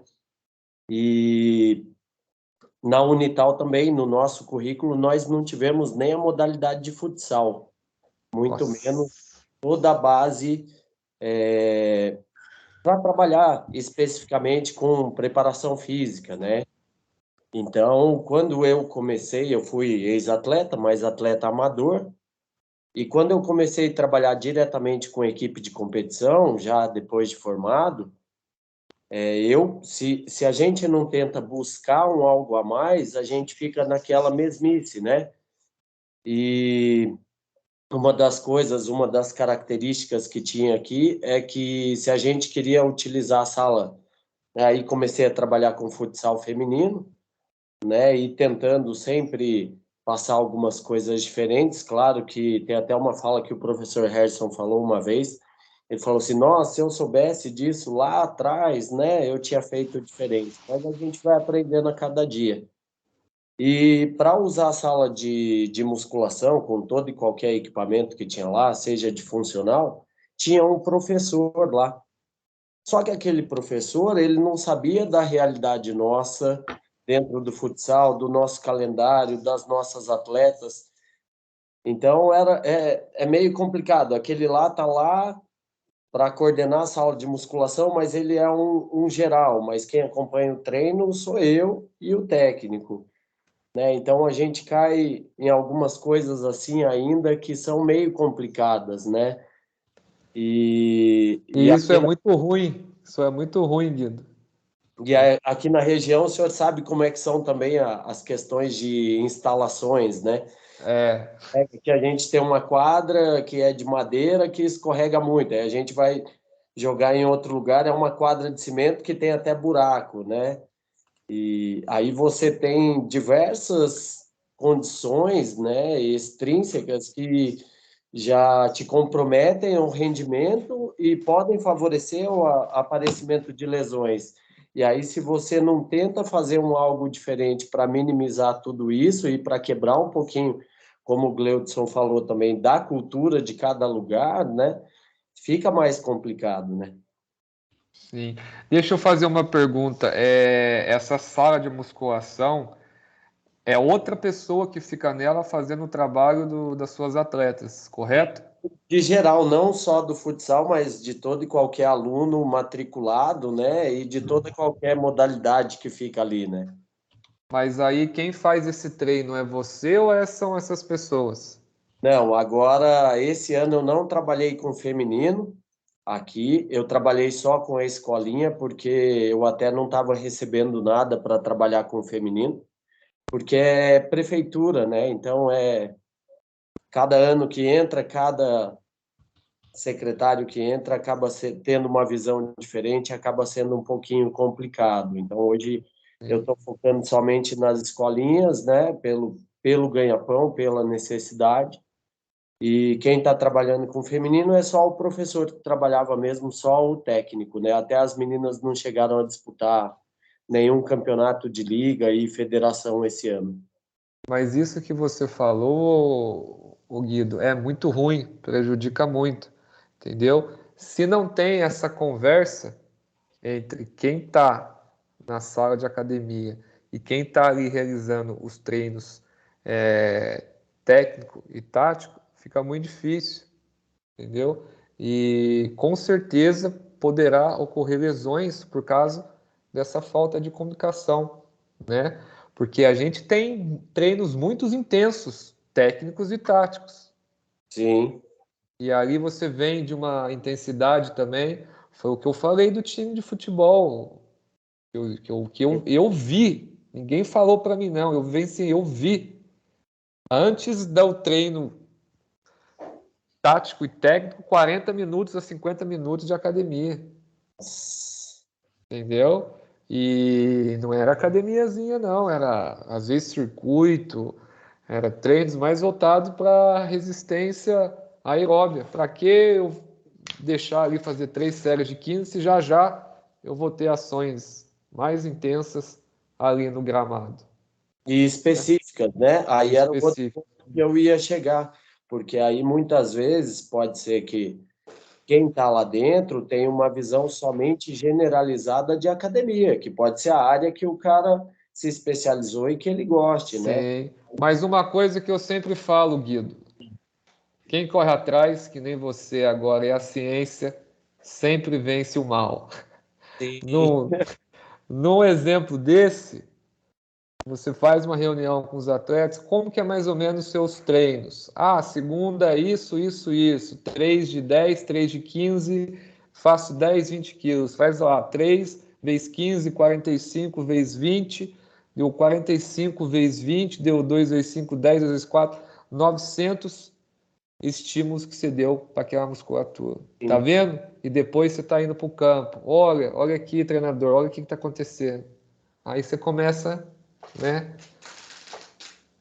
Às vezes dá certo, mas às vezes cabeça fechada, às vezes é política que não pode arrancar o cara lá da sala, entendeu? Prefeitura é mais complicado, né? Quando você depende do poder público, daí tem toda essa influência e interferência, né? Exatamente. Aí eu buscava muitas vezes fazer atividades específicas mais dentro da quadra mesmo, mas como nós tínhamos 3 dias da semana só de treinos para utilização da quadra, que também era compartilhado, então você tinha que otimizar o tempo ali de treino. Sim. Beleza, foi respondido aí, Guido, teu questionamento? Sim, eu acho que era mais um Mais comentário. uma troca de ideias, né? É, E uma sugestão numa próxima vez, talvez que ocorra essa situação, é você tentar, você orientar o programa do treinamento de força e tentar Exatamente. conversar com esse profissional, ó, já, sei lá, se você não pode estar presente, né, tal, tentar fazer com que esse profissional aplique esse programa aí da forma como você deseja, senão realmente fica muito difícil, né? Cada um correndo para um lado e aí estoura no atleta, né? com certeza. Beleza, vamos lá, Gleudson, manda a tua pergunta aí. Vamos lá. Primeiramente, uma contribuição. Com relação ao trabalho de musculação antes de adentrar o campo ou a quadra, o conhecimento que eu tenho é que a influência de atletas da NBA. Os atletas da NBA têm essa prática de trabalhar musculação e, na sequência, adentrar a quadra. Tá? Então, isso daí é algo que eu deparei em 2013, nos Estados Unidos, eu tenho conhecimento dessa prática. E com relação a toda a apresentação de hoje, uma coisa que eu vou guardar é com relação aos 3 momentos, né, da formação ali. Iniciação, juvenil, adulto profissional, né? O estímulo, os 80%, 60%, 50% para menos. Isso nos leva a crer que cada vez antes a gente tem que ensinar o atleta a correr, começando pelo correr, que é a base do nosso desporto, é o deslocamento, é a corrida. Aqui em Bermuda, que é muito forte nas modalidades de atletismo, eu presenciei em jogos escolares atletas de 6 anos de idade disputando 800 metros. Coisa que eu nunca tinha visto no Brasil. E, porém, não há o que questionar com relação ao desempenho deles aqui em modalidades de pista. Então, assim, vem toda a questão da especificidade do trabalho de base, de repente essa transferência realmente existe. Para modalidades do atletismo, realmente, eles chegam muito forte. Quando vai para a área técnica do futebol, que entra já cognição, que entra mudança de direção, já peca porque não houve esse estímulo trabalhado. Perfeito. Então, é só nesse sentido essa colaboração aí, dentro do conteúdo. Obrigado. Perfeito, Gleidson. Primeiro ponto que você falou na NBA, é na NBA, né? É. Agora a gente tem que ver qual é essa musculação que eles fazem, porque eu já vi algumas coisas e eles fazem muito treinos neurais. 1, 2, 3, acabou. Entendeu? Eles fazem muito treinos neurais. Essas pequenas microdoses, elas são excelentes, tá? Até para o futebol, até para o futsal também, só que tem que ter um cuidado. Porém, você sabe que na NBA não existe antidoping. Então é outro, né? Que a gente tem que tomar esse cuidado de analisar isso. E referente ao que você falou sobre o jeito que os atletas, aí a cultura onde você está em Bermudas, né? Que eles correm muito bem, a técnica. Chega na hora para o futebol, é futebol ou é futsal? O seu é... Eu trabalho com futsal e aqui a gente, como é desenvolvimento do desporto no país, aqui é Reino Unido, né? Ainda é colônia da Inglaterra. Então, eu trabalho com toda a modalidade, a partir de 3 anos de idade, masculino e feminino, até atletas profissionais de todas as seleções, masculina e feminina, de campo. Salão ainda não existe, seleção. E os atletas da Premier League, que jogam na Inglaterra, e dos Estados Unidos, que vêm para cá, que são daqui ou que vêm para cá em veraneio. Então, a missão aqui é usar o futsal como ferramenta para o desenvolvimento da qualidade técnica no campo. Legal. E olha que interessante, com o tema da aula hoje, você já percebeu na sua prática e aonde você está vivendo. Com certeza os ingleses, a corrida, a técnica, a velocidade, né, que nem você falou dos 800 metros, 6 anos de idade, isso aí é maravilhoso. Porém, quando você muda o nicho, o estímulo, que nem eu falei para você, você bota uma bola no pé, que a gente pensa que não é diferença, mas é muita informação neural. Eu falei, o catálogo nosso aqui de informações de movimento, nosso corte cerebral, é muita coisa. Então, não existe a transferência. Lembra do Bolt, que ele tentou jogar futebol, mas era todo atrapalhado? Então, é assim, é diferente. São estímulos totalmente diferentes. Para o jogador fazer a transferência no seu treino, ele vai ter que correr com a bola e com adversários ali com ele. Senão não vai ocorrer a transferência. Sim que ele vai ter que ter exercícios ali que vão contribuir com essa potência e tal, mas se ele ficar só naquele treino que ele faz, sem um componente específico, que é a bola, e que é o nicho que ele tem em volta dele, ele não desenvolve. E é difícil quando, né, você tem esse padrão formado, você tenta descaracterizar ele, né? Demora o tempo. Você já deve ter percebido isso. Esses atletas que quando eles começam a treinar, demoram um tempinho para, né, eles terem a coordenação com a bola, deslocar, sair, dar o passe, receber. A questão que eu vejo é que hoje, quando a gente lida com adultos, a gente já muda o termo para tomada de decisão, como se fosse uma falha cognitiva do ato, no gesto técnico. Mas não, já vem lá de trás, não é uma coisa de momento. Exatamente, exatamente, porque são as nossas associações motoras, né? Memórias que ficam ali conectadas e salvas o nosso corte cerebral. O nosso organismo ele é lindo. Só que isso, você já percebeu que eu escrevi no livro em 2021, é algo um pouco novo que às vezes para algumas pessoas se torna muito complexo e trava a barreira. Ah, isso, né, não funciona. É igualzinho o Franz Bosch. O Franz Bosch, desde 2010, ele vem com essa abordagem. Só agora no Brasil o pessoal um pouco está começando, mas tem aí vários outros cientistas que falam que não funciona, que não serve para nada. Mas todos os tipos de modelos de periodização, todos os autores, ele tem uma serventia, né? Basta a gente pensar aí no público que a gente está lidando e ter essa noção de individualidade do atleta. Qual é esse atleta? Aonde que ele está? Qual é o meio que ele veio, que ele está inserido? Entendeu?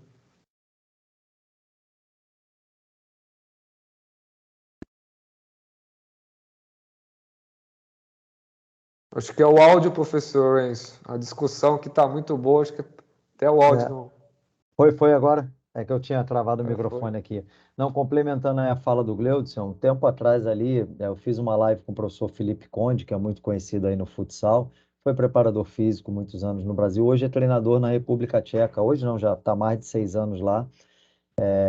E o Felipe me falava isso numa live que eu fiz com ele. Ele falava, pô, Ellison, eu tava falando de diferenças de trabalho de preparação física, né? Ele falou, cara, eu tenho atleta aqui, ele trabalha com equipe profissional lá, né? Eu tenho atleta que teve LPO na escola, desde os 14 anos. Então, pô, tu imagina, né? Nossa. O cara tem LPO na escola.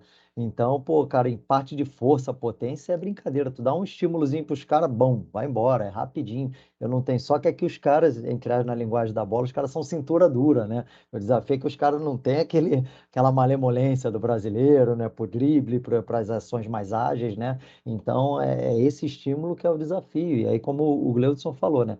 Cada lugar, né? Eu estive na Tailândia agora, temporada passada, cada lugar. Pô, você vai encontrando um novo desafio. Lá já, pô, já encontrei um time com uma base de força e potência horrível, horrível mesmo assim, equipes adultas, né? E tive que voltar no beabá de coisas que eu não fazia, olha, muitos anos, desde que eu trabalhava em academia com o público geral.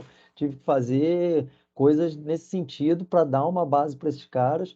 E até meu substituto tá lá agora, o Ricardinho, já falou, pô, professor, já peguei uma base aqui legal, porque um ano eu passei trabalhando lá, isso é bacana, né? Então a gente tem que identificar e aí eu queria fechar um pouquinho e até ouvir uma opinião tua, Augusto, até a gente falando em modelos de periodização, que é uma coisa que se discute muito até hoje, né? Ah, vale, não vale, é Matveev, é periodização por blocos, é periodização clássica, pô, é ATR, qual o modelo?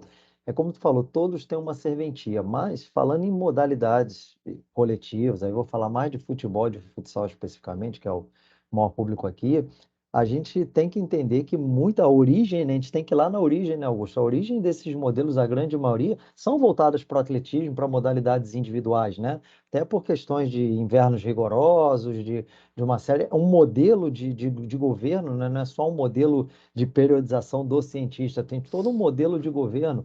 O Guido citou aqui, pô, prefeitura é fogo, né? Vem um secretário um ano, tá tudo bem, no outro ano derruba tudo, aí daqui a pouco muda, entra um outro Aspone lá.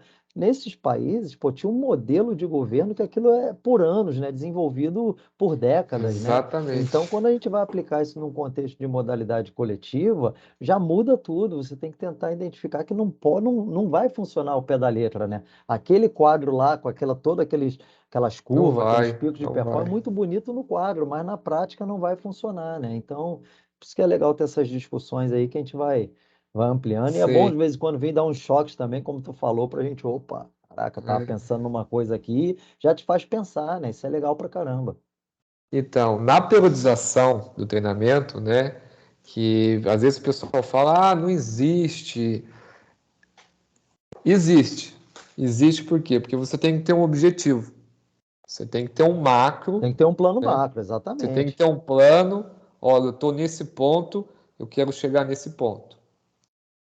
Mas uma coisa que eu acho, que quanto mais você se distancia de volume e intensidade, mais você não gera adaptação positiva. Porque o organismo é um só. Então, você gerando uma mesma quantidade de volume, uma mesma quantidade de intensidade, subindo paralelamente e descendo paralelamente, você mantém a forma, principalmente nos esportes coletivos. Eu não posso entrar mais a fundo sobre isso, senão a gente vai parar mês que vem, mas esse é um modelo paralelo que chama, que é voltado para as modalidades coletivas, principalmente do hockey em gelo, que eu estudo. O Bondature que me mandou do Canadá, pessoal do Canadá, pessoal da Rússia faz parecido, porque ele fala da quantidade de jogos. Então ele deixa bem claro, fala, Augusto, tem muito jogo e não posso aumentar muito o volume e cair a intensidade, porque eles têm que manter uma forma. Eu não posso perder. Eu tenho que manter ali volume e intensidade próximo. Vou subir o volume, subo a intensidade também, só que depois eu abaixo.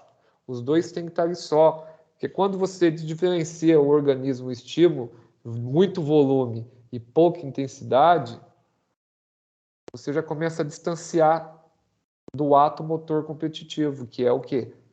Volume e intensidade junto e lá em cima, né? Que é o jogo de futsal, que é o jogo de futebol, principalmente as modalidades coletivas. Mas isso aí é uma discussão que tem que ter uma base introdutória para ir falando, porque dói a cabeça.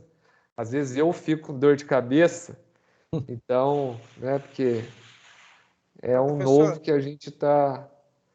Só antes de eu ver a pergunta aí, fazendo uma tradução bem rápida, que a gente tem discutido bastante aí nesse ambiente de modalidades coletivas, o que é interessante é tentar manter um nível ótimo de forma física a maior parte do tempo possível, né? E quando a gente fala Exatamente. nessas modalidades, tu fala lá, pô, um cara do atletismo, de repente, ele tem um objetivo bem específico, é um ciclo olímpico, por exemplo. Pô, então ele mira aquele target lá, aquele pico de performance para É aquele momento diferente. específico, né?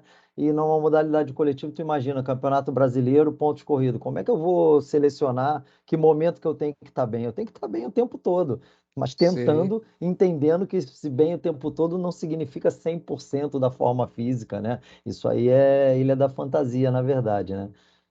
exatamente. Você tem que ter micros picos de performance em cada jogo, que é o que você quer. Você tem que preparar ele para o jogo. Opa, chegou, estou nesse ponto, só que eu tenho que avaliar como que eu parti desse jogo e qual estado que eu cheguei nesse jogo. Ah, eu estou assim. Ah, beleza, recupera, mais estímulos, jogo. Como que eu estou nesse jogo? É o segundo jogo, tudo que eu já fiz, o que que influenciou, né? Aí você vai gerando aí uma dissociação, infinidade de dados, né? Porque é difícil ficar 2, 3 anos num clube, mas no futsal acho que alguns aí conseguem ficar, que aí você vai, né, analisando com mais frequência, e isso que você já percebeu, Enzo, que você acabou de falar. Pessoal, vamos lá. Quem chamou aí, vamos botar mais 2 ou 3 perguntas no máximo aí para a gente encerrar também, para não tomar muito tempo do professor aí também e não ficar muito longo. Quem tinha chamado antes Edson, aí? eu que acho que liguei o áudio para falar, mas na verdade, boa noite a todos, eu vou falar com o Redua, e essa questão que ele acabou de citar aí, de expor, vem muito da questão da confusão, né, que o pessoal passa sobre a questão do princípio do treinamento sobre volume intensidade, né, o princípio da interdependência. O pessoal acha que tem que descer o volume para subir a intensidade, isso é um erro, ou seja, uma leitura, uma má leitura desse princípio, na verdade, que o Redo acabou de falar. Então, talvez seja a maior parte disso, dessa confusão toda de diferenciar a questão de esportes individuais para os coletivos, na hora da periodização. E aí você não chega em forma desportiva, né? Você não consegue manter esse estado ótimo de acordo com o calendário competitivo. Então, fazer a leitura da modalidade do indivíduo ou, né, também aí do calendário para você poder fazer esses ajustes mais assertivos. Boa, Marquinhos. Exatamente. Marquinhos já conheço há muito tempo. Não tive a oportunidade de conhecer ele na Rússia, conhecer ele no Brasil de forma online. Mas isso é um erro muito grave, é um erro, né, teórico que a gente aplica na prática e dá um resultado bem negativo. Principalmente falando de atletas de alto rendimento e que tem muito pouco tempo para treinar, né? Você começa a fazer volumes muito grandes, né, para um atleta de alto rendimento, você perde a intensidade desse atleta. Então, o estímulo ele tem que ter a intensidade X naquele volume e caminhar paralelamente juntos. É isso que vai gerar essas micro performances que os esportes coletivos eles necessitam disso, porque analisa a campanha do campeão brasileiro. O que ele vai dizer o que ele venceu o campeonato? A maior quantidade de jogos que ele venceu. E é isso que necessita o esporte coletivo. Ele precisa de ter essas micro doses. E quem já está fazendo um trabalho excelente no Brasil é o Palmeiras no futebol de campo. Eu já pude observar algumas coisas lá dentro e tá com um trabalho bem interessante lá. Mas aí você vai ver a comissão técnica, né? A comissão técnica do Palmeiras tem uma pessoa que ela é responsável só para fazer a termografia. Uma pessoa só para fazer termografia. Fora os fisiologistas. Tem dentista, enfim. Por isso que está dando certo. Fora também, né, os sistemas táticos e técnicos que contribuem para o time. Beleza, pessoal. Se alguém tiver mais alguma pergunta aí, aproveita a última aí para a gente encerrar e fazer as considerações finais. Só enquanto se alguém for pensando aí, Augusto, o professor João Romano que está aqui, tantos outros colegas preparadores físicos, o próprio Gleudo, isso aí, no futsal nós somos tudo isso aí, cara. Fisiologista, preparador físico, dentista de vez em quando, psicólogo. Tudo junto, tudo né? Tudo que tu imaginar nós somos. Tudo junto, isso aí. Por isso que vocês estão em plena... Hoje é quarta, né? Plena quarta-feira, 10 horas da noite, escutando um condenado aqui. O mestre João Romano, que está aqui, ligou o vídeo numa fala ali no simpósio de monitoramento da First Beat que teve em Curitiba. Ele falou, pô, de vez em quando eu tenho umas conversas comigo mesmo, né, João? Eu com eu mesmo, né? Então o cara vira, pô, e aí, o que você acha? Pô, vira para cá. É o fisiologista com o preparador, mas é a mesma pessoa, né? O cara tá naquela... Mas peraí, o futsal não tem fisiologista? É só preparador físico? Não tem. Não tem. Muitas vezes, professor Augusto, a gente tem a situação até lá da Rússia. Como é limitado o número de pessoas no banco, o presidente muitas vezes quer estar presente. Então, arruma um diploma de médico para o segurança para estar ao lado do presidente, fazendo a proteção dele no banco. Que era que a gente vivenciava isso no Tio-Man. Aí não tínhamos fisioterapeuta. E já pegando aquela situação da organização, administração desportiva, vai na questão cultural e calendário. O jogador brasileiro tem muito mais treinabilidade que algumas escolas estrangeiras, na questão de volume e de intensidade. Não sei hoje, os colegas aí que estão na Rússia hoje podem confirmar, mas 2013 e 2014, nós fazíamos 3 jogos por semana. Eram 2 jogos seguidos da Superliga Russa, em dias seguidos contra o mesmo adversário. Caraca! Dava-se 2 dias de intervalo viagens longas, né, porque o país é muito grande, e aí fazíamos um jogo da Copa da Rússia. Então, eram 3 jogos, alta intensidade, viagem e tem desgaste cognitivo por causa da movimentação em si do futsal, né, da estratégia, da tática que envolve o jogo. Puxa vida, então você tinha que treinar para recuperar, porque você pegar uma viagem para fazer lá dentro, às vezes você leva até 8 horas de avião, bicho, porque é longe, o país é... Então, aí entra aquela máxima, treinar para competir e treinar para treinar de novo. É a capacidade de você manter o atleta inteiro para dar um novo estímulo. E com relação ao Palmeiras, não sei hoje, mas um amigo meu, Roberto, ele era auxiliar do Roger Machado quando estava no Palmeiras. Eles tinham um educador físico, só para fazer a ponte entre todos os departamentos. Ó, interessante isso, hein? Isso é muito interessante. Tem que haver essa conversa, né? Agora, que nem o Renos falou, conversa com ele mesmo, tem que haver isso aí também. Mas numa comissão que tem mais profissionais, tem que haver a conversa e não pode ter vaidade, porque eu acho que atrapalha um pouco também nos esportes coletivos, ao nível de comissão, de profissionais, é a vaidade, né? Às vezes um pensa que é dono da razão, que isso funciona, não escuta o outro, né? E por isso os erros acontecem por causa disso. Mas eu fiquei surpreso agora, hein? Um time da Augusto, assim, Série até A acho que do o João futsal do Brasil não o tem João acho que ia fazer alguma fisiologista e colocação fisioterapeuta. aqui. Não tem, não é só no Brasil, não. Isso é no mundo, tá? A grande maioria aí não tem. A seleção brasileira teve por um bom período, deixou de ter, agora voltou a ter, né? Hoje acho que o Mauro Sandri está até aqui, A que é o preparador seleção do brasileira Marinos. deixou de ter um... E hoje tem de novo, mas teve período que não tem grana, começa a cortar, e federação devendo, e enfim, aqueles problemas do esporte brasileiro.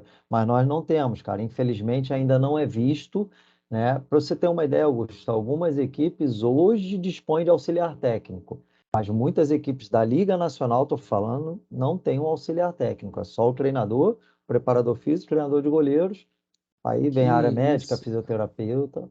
E a gente tem que realmente se virar. João, acho que tu ia fazer alguma colocação aí bem na hora que o Gleudson falou ali. Não, primeiro, Augusto, parabéns pela palestra. Eu acho que a gente precisa mais disso, parar para pensar, se reinventar, né? Porque, como ele disse, sozinho, né? A gente acaba falando, a gente pergunta para o eu interior se ele está sabendo mais do que o eu exterior, né? Então, porque a gente é sozinho e às vezes Essa não é tem pai sensacional, João. para discutir. Então, a gente vê, eu eu tenho amigos dentro do Palmeiras e eu pude conviver alguns dias nessa estrutura que agora, depois da vinda da comissão técnica portuguesa, os treinos são todos fechados, mesmo tendo amizade com as pessoas, eles não abrem para ninguém. Então, realmente, essa coisa da equipe multidisciplinar, né, que não é mais multidisciplinar, é transdisciplinar, né? Eu entro um pouquinho na área tua, você entra na minha, e a gente se entende. O principal é aquilo que você falou, a vaidade de lado e se entender. A gente ainda não conseguiu nem a multidisciplinar, então nós estamos muito longe da transdisciplinar. Mas, infelizmente, é o que a gente tem, a gente corre atrás, a gente vê vários profissionais trabalhando no futsal aqui na sala, né? E correndo atrás e não ficando de braços cruzados. O cara investindo em equipamento, porque se o cara não investir em equipamento, o clube não vai investir, como eu acabei fazendo, comprei um Polar Team Pro, eu tinha que tentar saber o que estava acontecendo no meu treino, sabe? Mesmo que de forma não tão científica como em outdoor, né? Outdoor com o GPS funcionando plenamente, com um acelerômetro, mas pelo menos a gente consegue ver algumas coisas. Um exemplo prático, a gente começa a ver que a gente perde muito tempo aquecendo coisas que não precisam. Eu aumento muito a distância percorrida e essa distância percorrida vira uma porcentagem enorme do total que ele corre no jogo. Olha que perfeito isso, né? Para quê? Entendeu? Então, eu tenho que ter essa métrica para entender o que eu faço. Mas esse entender nem sempre é um entender certo, porque a gente troca ideias como a gente está aqui, mas eu tinha que ter essa troca de ideia em tempo real, para decidir, porque o negócio é rápido, é dinâmico, o negócio vai acontecer amanhã, depois de amanhã, vai acontecer agora, e aí se eu perder esse tempo para decidir, e a gente acaba perdendo muito tempo com isso, Pô, chega em casa, fica 2 horas compilando dado, estudando para o treino seguinte, para o treino de amanhã, quando essa coisa tinha que ter um profissional que falasse assim para você, né? Eu costumo dizer, o preparador físico, só preparador fisiquear, ele vai fazer só a dele, não pensar na fisiologia. Alguém vai pensar para ele, ele entende de fisiologia, mas alguém vai pensar para ele. Infelizmente, a gente não tem, e é o que nós temos, e nós temos que correr atrás, e só de ter uma quarta-feira toda essa gente, a gente já está correndo atrás. Sim, João, eu agradeço pelas contribuições aí, pelo tudo que você falou. E olha, vocês são campeões, porque sozinho para levar e, né, não é apenas uma pessoa, é uma equipe que você tem que analisar de forma conjunta e heterogênea. Olha, não é fácil, não. Meus parabéns, porque eu fiquei assim chocado agora, que até eu pensava que na Rússia lá, o Gazprom lá tinha pelo menos um fisiologista, um fisioterapeuta, e pelo jeito, né, Ó, não eu é não vou essa a entrar, realidade. eu não quero te Mas isso é assustar bom. muito, Augusto. Só falar do Gleudson, sabe aqui, no Tio ainda tem um agravante. O presidente ele senta para escalar o time no dia do jogo. Quem treina é o treinador. Mas ele é lá de vez em quando, ó, aquele é lá que tem que jogar. Puxa Ainda vida. tem, aí tem lugar que ainda acontece, mas não é uma praxe, não. Só estou descontraindo um pouquinho aqui, porque lá eu sei das histórias. Não, eu imagino que é assim mesmo. Eu fiquei 3 anos lá e lá é diferente as coisas. O pessoal é meio. Mas, Augusto, pessoal, agradeço muito aí. Quem tiver mais perguntas, pode não, eu mandar acho para até mim para a lá no. gente não alongar, vamos deixar, depois eu vou deixar teus contatos ali no grupo, tá? Queria te agradecer, pô, muito obrigado por aceitar o convite. É uma característica, eu falo assim, é bastante altruísta esse grupo aqui, tá? A gente, todo mundo se doa um pouco para tentar fazer com que o nível dos profissionais do futsal seja cada vez mais elevado, porque eu particularmente acredito, passando essa mensagem, a modalidade em si ela vai crescer. Se a gente conseguir elevar o nível dos profissionais, o esporte ele cresce também. Obviamente que a gente sozinho não vai resolver tudo, né? A gente depende de uma série de coisas, tem hierarquia, tem diretores, treinadores, etc. Então, uma das propostas do grupo, como eu falei, é tentar trazer conhecimento de forma gratuita, porque muitos no futsal também é uma realidade, principalmente quem trabalha com base, às vezes não consegue pagar algumas formações, como teve o Summit, por exemplo, fica muito distante da realidade, o cara tem que largar, ficar 4 dias fora, não tem quem cubra ele, então essa é uma das missões aqui do nosso grupo e a gente sempre aprende demais. Muito obrigado pela tua participação. Eu queria, como final, que você mostrasse seu livro novamente e como é que a gente faz para adquirir. O meu eu já te encomendei, mas como é que a gente faz para adquirir aí, quem tiver interesse nesse baita livro? Ó, o Eliseu está exibindo dele lá também. Então, Eliseu, conseguiu ler um pouquinho ou não?